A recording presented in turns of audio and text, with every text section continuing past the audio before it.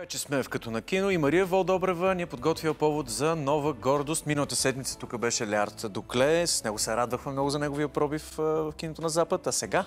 А сега аз нямам търпение да ви покажа разговора ми с един човек, който дълги години не събира смелост да преследва мечтата си, но в момента, в който го прави, нищо не може да го спре. Преслав Шипкалиев идва от малкия град и отива в големия Лондон, където преминава през какви ли не трудности, работи какво ли не, но не спира да преследва мечтата си и стига до това да бъде първия българин, участвал в сериал на легендарния Гай Ричи, който, както знаете, много си пада и по така нестандартното, нетипичното излъчване, което и Преслав притежава. За мен беше огромно удоволствие да разговарям с него. Много интересен човек, с лекота разказва и забавните истории от живота си, и супер трудните моменти. Затова нека видим. Да.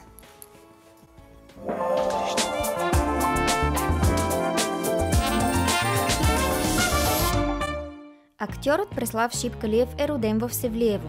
Момче от малкия град с голяма мечта – да стане част от света на киното. Днес разговарям с него за ролята му в последния сериал на режисьора Гай Ричи – "Джентълмените". Но за да стигне до нея, не е минал по лесен път. Дойдох в Англия 2014 ноември месец и бях вече с ясната нагласа, че аз ще ставам актьор.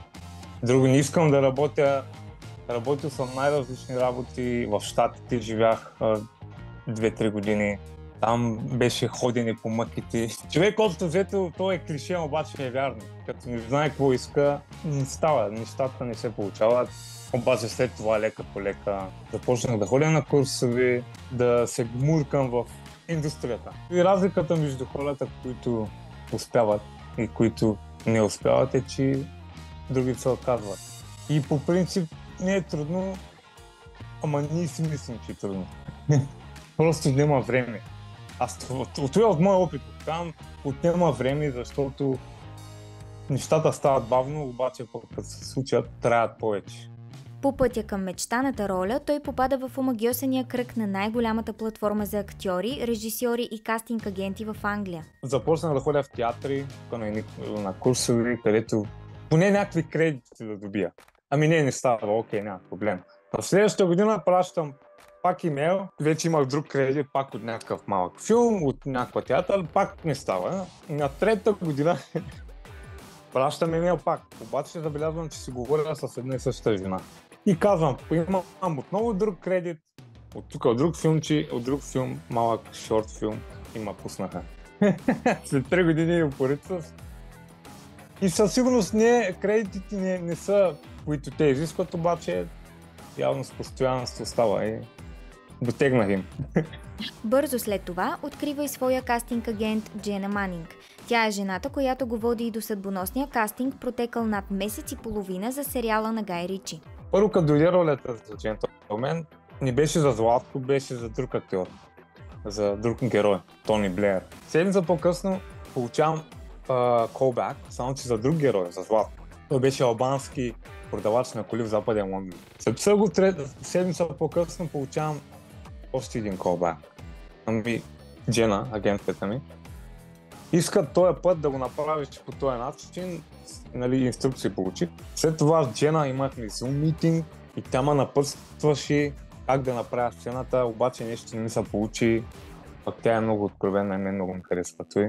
Ми каза, не ми харесваш, не се получава, няма да им харесва на тях, не си достатъчно изнервен, трябва да си изнервен, няма никаква емоция не виждам. И тя ми каза какво ще изнерви и аз си мисля, не знам, трябва да изчистя нещо.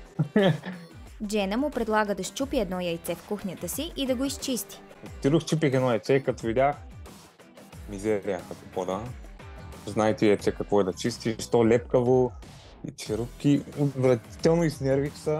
И с тази емоция веднага отидох, продължихме разговора, снимахме го, хареса и много начина и окей. А следващата седмица го чака среща с дясната ръка на Гай Ричи. Отчвам извън митинга, здравей, приятно ми, знаеш ли си репликите? Да, знам ги, добре, 3, 2, 1, action. И първия път ми стана, втория път не стана, не му хареса, трети, четвърти, пети път мисля, че. На шестия път се получи, той беше доволен, каза, yes, you are my man, that's what I wanted, thank you very much, you are amazing, thank you, bye bye.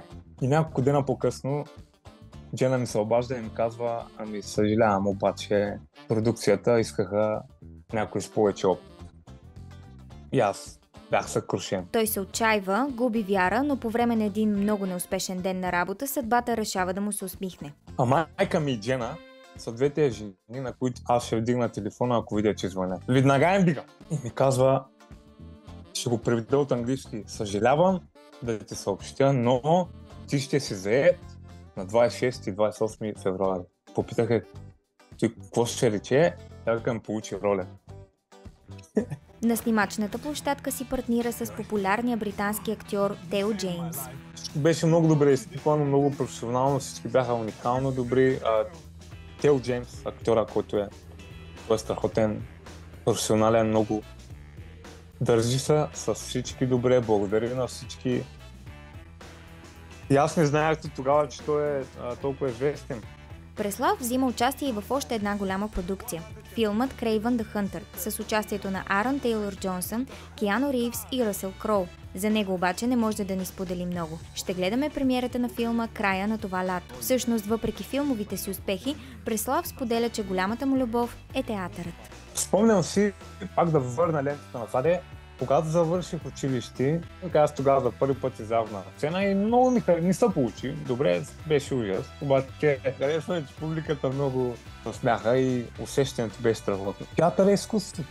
Това е най-хубаво. Там няма тук застани сега отляво, ама чакай малко, тук камерата ти не може да мърдаш, защото ти снимат лицето.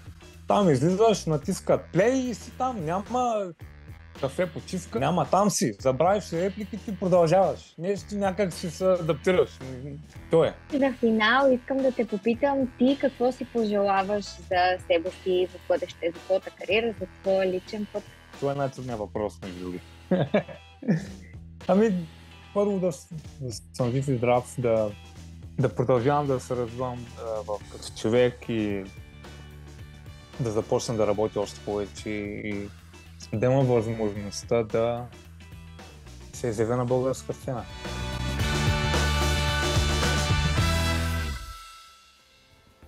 Не, просто страхотно интервю, страхотна среща. Самия Преслав е невероятен и с този фейс, който има с това лице. Извинявайте за музика.